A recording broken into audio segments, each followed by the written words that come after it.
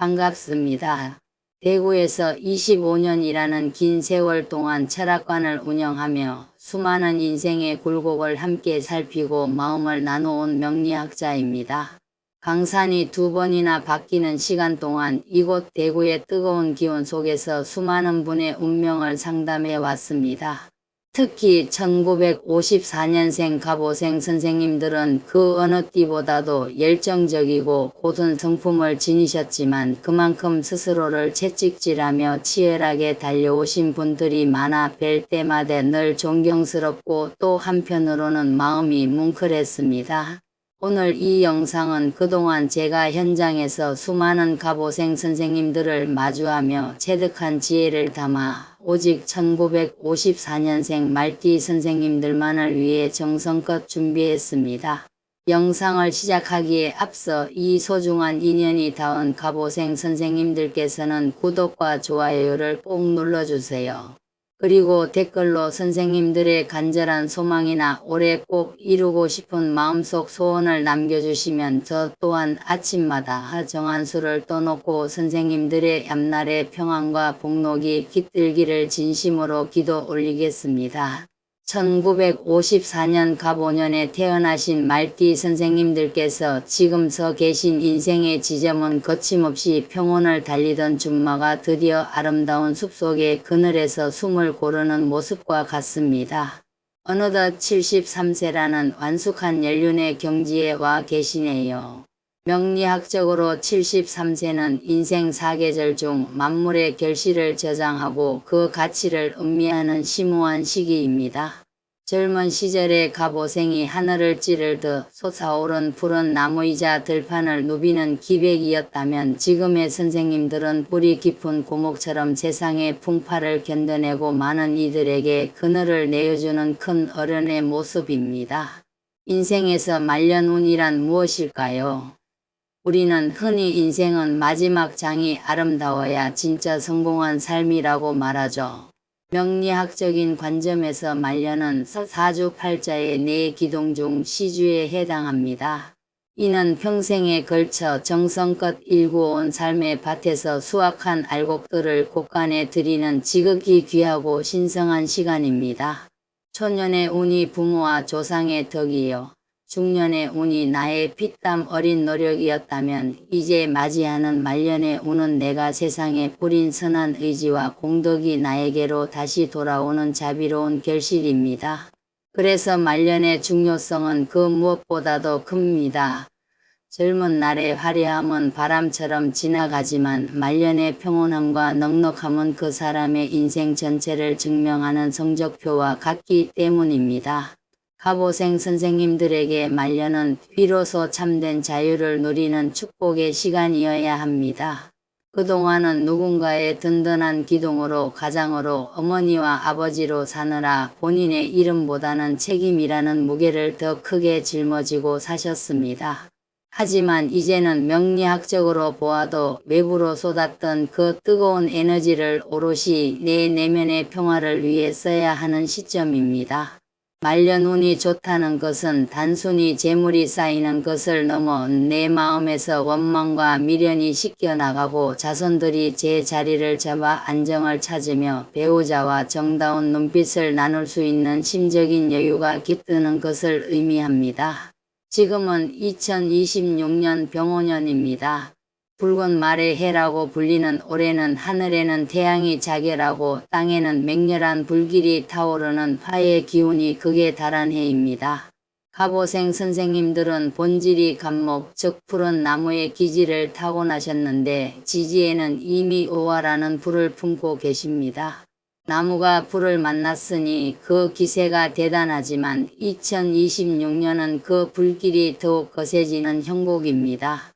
명리학에서는 이를 목화통명이라 하여 지혜가 빛나고 명예가 높아지는 기회로 보기도 하지만 73세라는 연령대를 고려할 때 지나친 확인은 오히려 나의 진액을 마르게 할 수 있음을 경계해야 합니다. 올해는 그 어느 때보다 조절과 절제가 인생의 가장 큰 화두입니다. 올해 가장 조심해야 할 부분은 급격한 감정의 변화와 건강상의 무리입니다. 병오년의 불기운은 사람의 마음을 조급하게 만들고 다 아는 일에도 굳이 목소리를 높이게 만드는 성질이 있습니다. 평소 강직한 성품을 지닌 갑오생 선생님들에게는 이러한 기운이 자칫 대인관계의 마찰이나 심혈관 계통의 부담으로 이어질 수 있습니다. 평소보다 가슴이 답답하거나 잠을 설치는 증상이 나타날 수 있는데 이는 내 안의 나무 기운이 과한 불길에 타들어가며 생기는 현상입니다. 혈압 관리와 수분 섭취에 각별히 신경 쓰셔야 하며 뜨거운 한낮의 활동보다는 서늘한 아침 저녁의 명상이 운의 흐름을 부드럽게 바꿔줄 것입니다. 인간관계에서는 포용의 미학이 빛을 발하는 해입니다. 말띠 분들은 본래 정직하고 뒤끝이 없지만 올해는 나도 모르게 말이 앞서거나 아랫사람의 부족함이 유독 눈에 들어올 수 있습니다. 자식이나 주변 인연들에게 서운함이 느껴지더라도 올해는 그저 그럴 수도 있지라는 마음으로 한 걸음 물러나 보세요. 내가 먼저 말을 아끼고 인자한 미소를 보여줄 때 병오년의 거친 불길은 선생님을 해치는 것이 아니라 주변을 따뜻하게 데우는 온기가 되어 선생님의 명성을 더욱 높여줄 것입니다. 재물운에 대해서 말씀드리자면 병오년은 무리하지 않는 것이 최고의 재테크입니다. 말띠 분들은 추진력이 좋아 무언가 결단력이 필요한 순간에 강점을 보이지만 올해는 큰 투자를 하거나 누군가의 보증을 서는 일 혹은 동업을 시작하는 것은 매우 신중해야 합니다.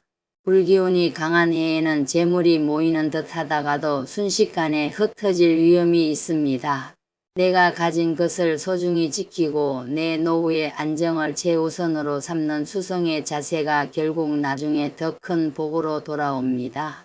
갑오생의 지혜는 푸른 나무가 깊이 뿌리를 내리고 가뭄을 견디듯 흔들림 없는 단단함에서 나옵니다.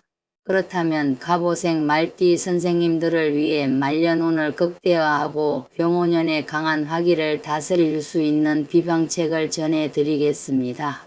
첫째, 수기운을 가까이 하여 나무를 보호하는 법입니다.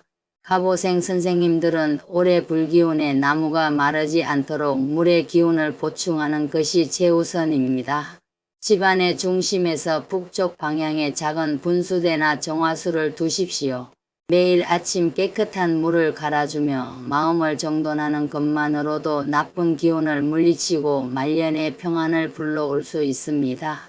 또한 검은색이나 청색 계열의 옷을 입거나 침구류를 활용하는 것도 부족한 수기를 채워주는 훌륭한 방책입니다. 둘째, 공간의 정리를 통해 기운을 순환시키는 것입니다. 말띠 분들은 활동량이 많아 집안에 물건을 쌓아두는 경우가 적지만 올해는 특히 버림을 통해 복을 불러야 합니다. 베란다나 다용도실처럼 기운이 정체되기 쉬운 곳을 깨끗이 비워보세요. 바람이 잘 통해야 불길이 조절되고 신선한 복이 들어옵니다. 특히 현관에 밝은 조명을 설치하고 거울을 깨끗이 닦아두는 것만으로도 병오년의 답답한 흐름이 뚫리고 건강운이 살아납니다. 셋째, 나 자신을 향한 자비의 대화를 나누는 것입니다. 갑오생 선생님들은 평생 남에게 폐 끼치지 않으려 노력하고 앞만 보고 달려오며 본인의 상처는 돌보지 못한 분들이 많습니다. 매일 저녁 잠들기 전 따뜻한 물로 족욕을 하며 스스로에게 오늘 하루도 잘 버텼다, 참 대단하다라고 따뜻한 위로를 건네주세요. 내가 나를 귀하게 여겨야 하늘도 선생님의 말년을 귀하게 대우합니다. 종교가 있다면 정성 어린 기도를, 없다면 조용한 클래식 음악과 함께 차 한 잔의 여유를 즐기며 병오년의 화기를 다스려 보십시오.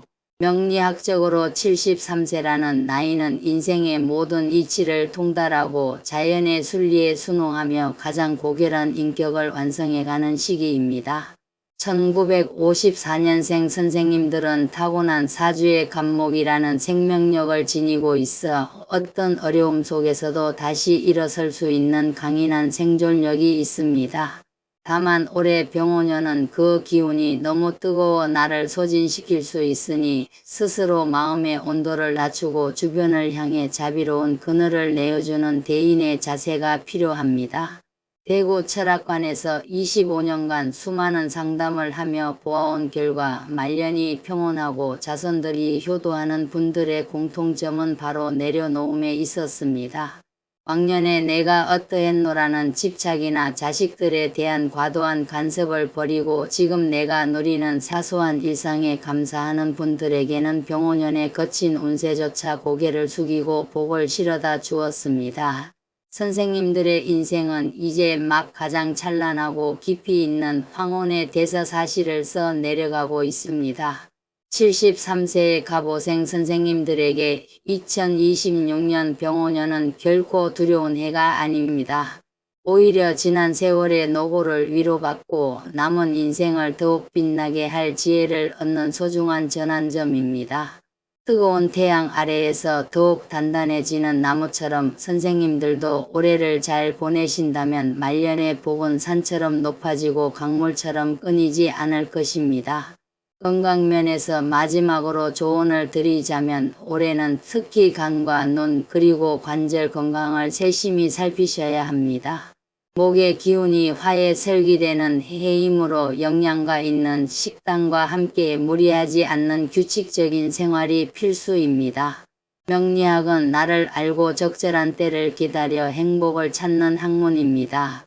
선생님의 마음이 평화를 향해 있다면 병오년의 강렬한 태양도 선생님의 앞길을 밝히는 등불이 되어줄 것입니다.